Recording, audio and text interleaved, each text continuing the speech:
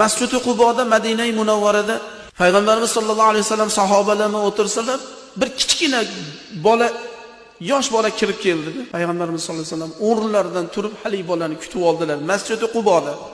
Madina-i Munawvaraga borgan odam Masjid-i Quboga kirib 2 rakat namoz o'qiydi.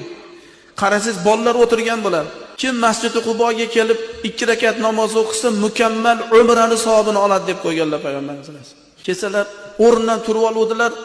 Hali bolani yonlariga o'tirgizuvdi. Sahobalarning qalbida nimadir gap paydo bo'ldi shekilli.